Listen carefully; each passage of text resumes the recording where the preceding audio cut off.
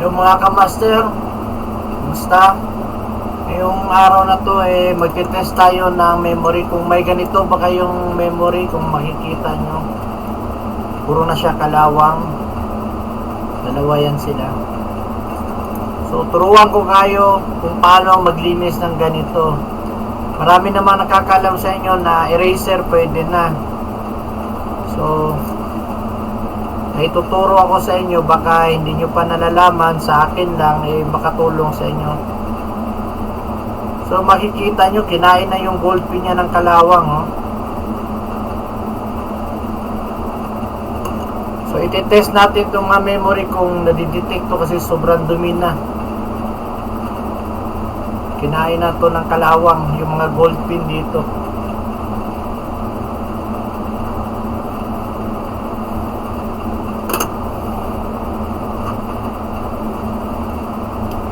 So patayin muna natin tong panesting natin.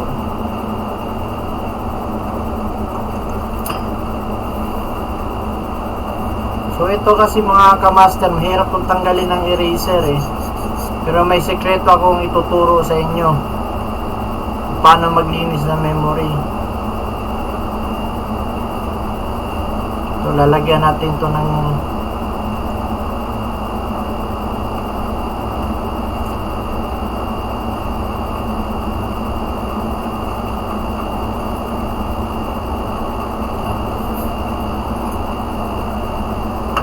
kurin muna natin.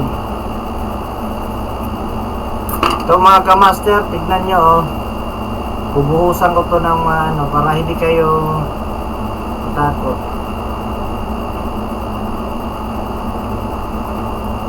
Yung binasa ko na sila.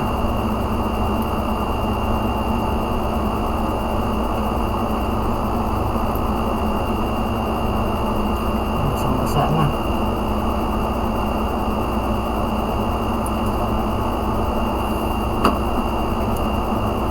So ito, kukudkurin natin, iti-test natin dito. Nilinisan muna natin, gamitin natin ito na para makispis yung kalawang. Yan, mabilis lang matanggal yung kalawang, oh.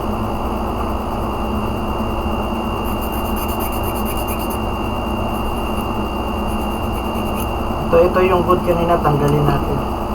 Ito yung tinesting ko na gold, tabi natin. Ito tayo.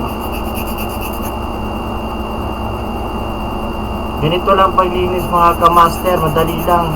Tanggal agad yung kalawang. Hindi ka na mahirapan pang magkudkod ng eraser.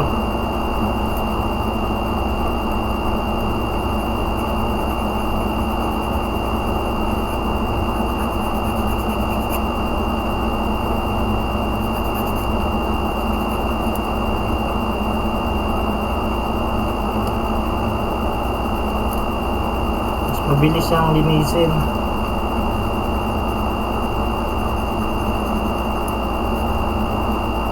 Tapos pwede nyo naman punasan. Ako pinupunasan ko naman ng tuyo. Pero pag testing kasi gusto ko basa mo na itong mga to. Kasi pag basa kasi ito, yung DIMM slot ng motherboard dito, nalilinis din niya. Kasi yung may gold pins din dito nagkakaroon din niya ng dumi. So kahit gaano kalinis yung memory nyo, kung madumi naman yung gold pin, bali wala din. So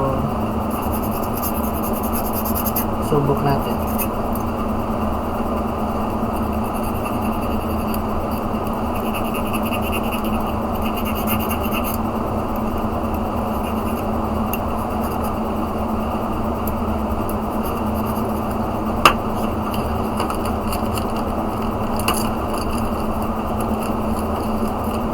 Tayo pamunas para i-eraser natin. Nakita nyo na mga kamaster, kuminta bagad, oh. Luminis, hindi gaya kanina kaparehas niya, oh. Tignan mo yung pinagkaiba. Yan, tignan nyo ito sunod. Isunod natin, tignan mo itong bag yung nilinis natin, oh. Ang layo na, oh. Oh. Bumalik yung gold pin niya, oh.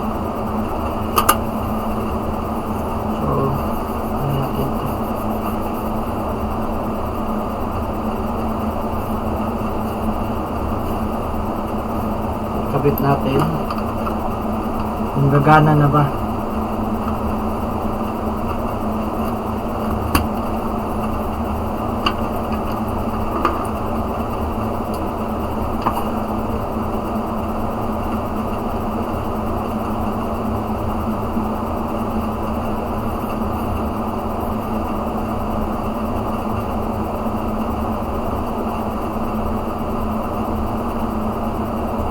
Ayaw pa. Kinain to ng kalawang, so yung isa na lang din, try natin ayusin.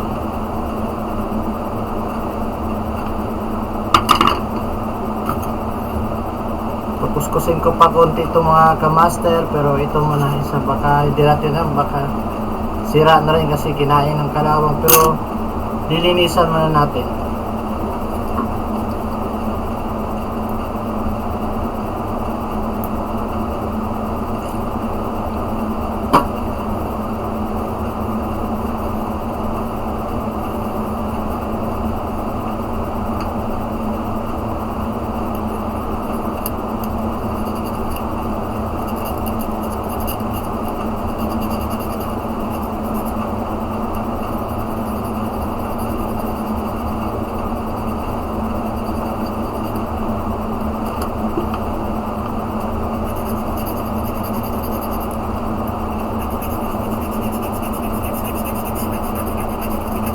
Actually mga kamaster, hindi ako nakakapag-ayos pag wala itong nilalagay kong parang liquid na to.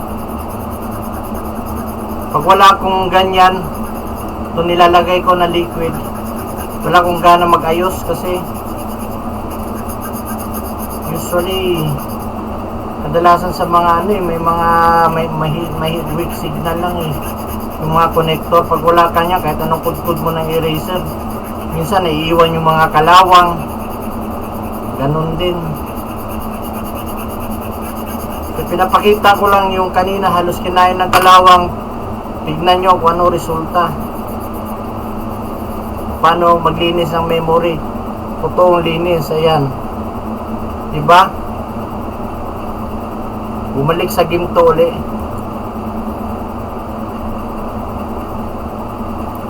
So ganito paglinis ng memory natin mga kamaster. Napakadali, napakabilis. Tanggal lahat kalawang. Kasi kung eraser lang, yun lang gagawin mo, kahit anong kiskis mo, makikita mo may mga kalawang pa rin may iwan sa pin. Ito wala, tanggal, babalik yung lahat ng gold pins nya. So i-test natin, sana gumana. Pero kahit hindi naman siya gumana mga kamaster, ituturo ko lang kung paano ang totoong paglinis ng mga memory. At saka malilinis din ito. Madadamay yung linis nito sa loob, yung pins. Kasi babasahin natin itong nilalagay ko. Yan master, basang-basa na. Naligo na siya.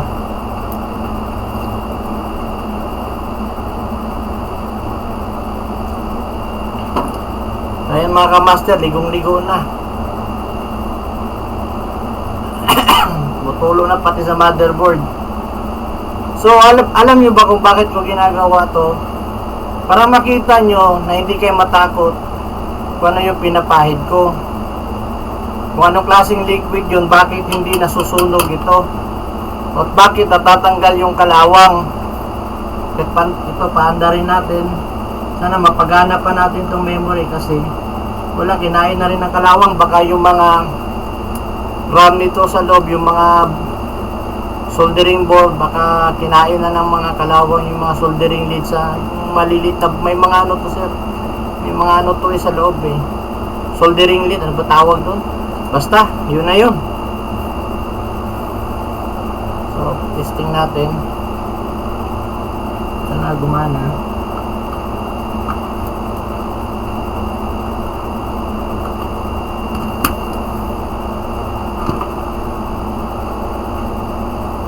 On natin. Sana huwag masunog, pero sa awa naman hindi naman siya nasunog. Maandar pa rin naman. wala na itong pag-asa itong memory na to eh. Kasi sobrang kalawang, baka kinain na rin yung memory chips nito ng kalawang. So lagyan natin ng good na memory.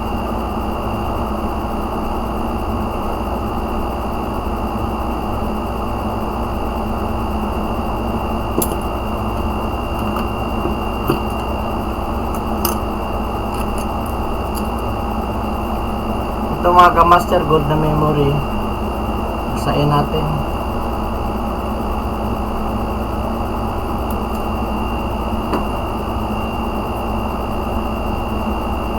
Mga kamaster, tandaan nyo, ang paglinis hindi ganito, huwag yung gayahin ha.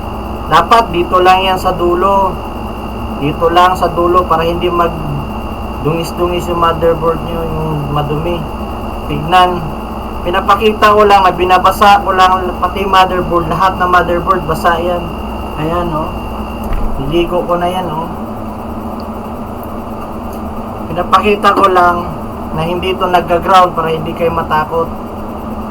So pandarin natin. Sana wag lang talaga masunog, pero sa experience ko mga kamaster, 12 years na itong ginagawa, kahit kailan hindi nasunog motherboard ko. So, i-on natin. Bagkos, lalo pang luminis yung motherboard.